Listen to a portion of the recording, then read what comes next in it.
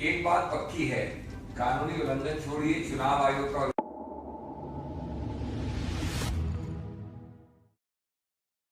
राजधानी दिल्ली के एआईसीसी कांग्रेस मुख्यालय में प्रेस वार्ता करते हुए डॉक्टर अभिषेक मनु सिंघवी ने कहा कि तेलंगाना की भ्रष्ट केसीआर सरकार को जनता नहीं चाहती है। तेलंगाना में कांग्रेस की जीत और बीआरएस की हार को देखते हुए घबराहट व बौखलाहट में मुख्यमंत्री केसीआर ने आचार संहिता का उल्लंघन करने वाला विज्ञापन निकाला है, जिसकी उन्होंने चुनाव आयोग से कोई अनुमति भी नहीं ली है। इसे और अधिक हास्यास्पद बनाने वाली बात यह है कि ये वही झूठे खोखले बेशर्म आरोप हैं और वही भाषा है जिसे भाजपा 2014 के बाद से हर चुनाव में कांग्रेस के खिलाफ उपयोग कर रही है। भाजपा और बीआरएस के बीच स्पष्ट संबंध अब जनता के सामने उजागर हो गया है।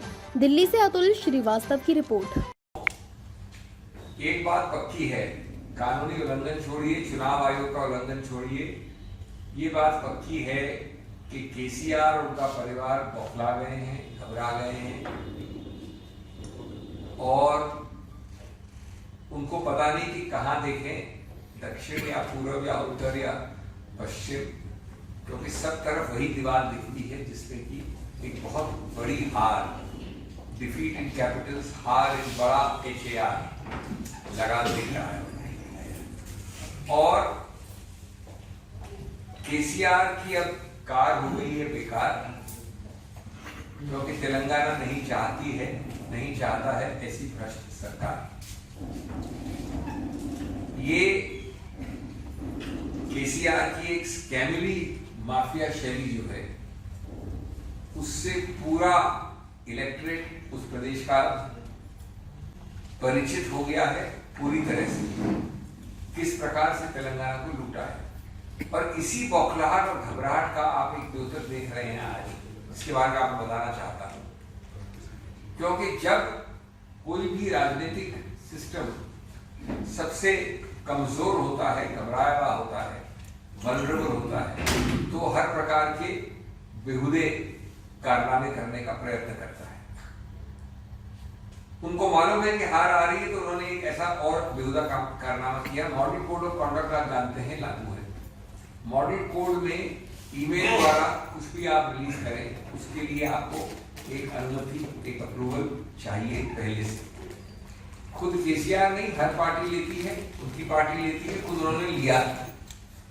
लेकिन अब ये मजाकिया बात है कि आचार संहिता के नाक के नीचे घबराहट और बौखलाहट में इस प्रकार के इश्तिहार निकाल रहे हैं। स्कैम प्रेस लिखा है, इसके आपको अभी कॉपी मिल जाएंगी, और उसमें एक झूठ का पुलिंदा लिखा है A to Z of scam press. अब इसमें नंबर 1, किसी प्रकार की अनुमति नहीं है इसी द्वारा, ये इश्तिहार किसी रूप से अनुमोदित नहीं किया गया है। नंबर 2, ये जाहिर है कि उनको हार नजर आ रही है। नंबर 3, ये जाहिर है कि कांग्रेस के विरुद्ध किया है, बीजेपी तो दूर दूर तक मैदान से हट गई है। नंबर 4, बीजेपी और केसीआर का गठबंधन, लेखन में इसी प्रकार की भाषा बीजेपी इस्तेमाल करती है बार बार। ये तो हुआ एक कॉमन सेंस की बात है। जहां तक कानून और नियम की बात है, ईसीआई का सर्कुलर सब जानते हैं, चुनाव आयोग का, उसकी तिथि है 24 अगस्त 2023, जिसके अंतर्गत आपको ई अखबारों में या ई फॉर्म में या सॉफ्ट कॉपी के फॉर्म में किसी प्रकार के इश्तिहार का पहले से अप्रूवल लेना पड़ता है। अब इसका कोई शक सुबह संदेह नहीं है कि इस चीज के विषय में कोई ऐसा अप्रूवल नहीं किया गया किसी रूप से। दूसरा, हमारे पास और अप्रूवल की चिट्ठियां हैं इसी पार्टी की, तेलंगाना पार्टी की, जहां उन्होंने बार बार, एक बार नहीं, हर प्रकार के एडवर्टाइजमेंट्स के लिए अप्रूवल लिया है। ये भी आपको देंगे। जैसे उदाहरण के तौर पर यहाँ लगाना, केसीआर भरोसा, उसका उन्होंने अनुमति ली है, और कई तारीखें, तिथियां दी है यहाँ पर जिस पर अनुमतियां ली है।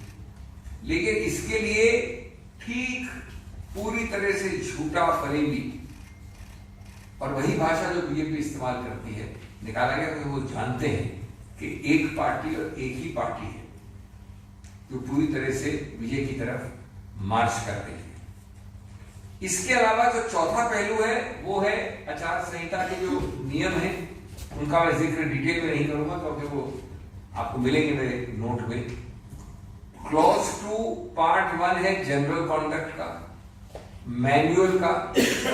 एक दो लाइन आपके लिए पढ़ दूं अगर मैं। Criticism of other political parties when made shall be confined to their policies and program, past record and work. Criticism of other parties based on unverified allegations or distortions shall be avoided. अब इसका तो सीधा उल्लंघन है कि other parties and their work shall not be criticized based on unverified allegations or on distortions. आपने जब अनुमति नहीं दी तो साफ जाहिर है कि आपको मालूम है कि ये अनवेरिफाइड एलिगेशंस है और आपको अनुमति नहीं मिलती, इसलिए आपने अप्लाई भी नहीं किया इसके लिए। अंतिम बिंदु है कि इससे कहीं कम चीज जो थी, इससे जितना गंभीर है ये, उसके आसपास मीलों दूर भी नहीं आता था।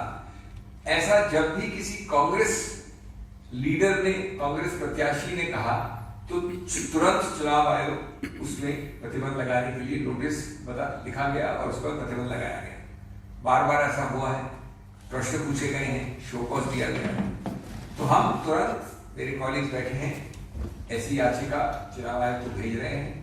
हम आशा और विश्वास करते हैं कि तुरंत, क्योंकि चुनाव में बहुत टाइम सेंसिटिव होती है सब चीजें, घंटों और 1 या 2 दिन की बात है, इसलिए तुरंत एक्शन लेंगे। इस प्रकार की बेहूदी ताज़ा खबरों से जुड़े रहने के लिए हमारे चैनल को सब्सक्राइब करें और बेल आइकन को दबाना ना भूलें ताकि हर खबर की नोटिफिकेशन आपको मिलती रहे।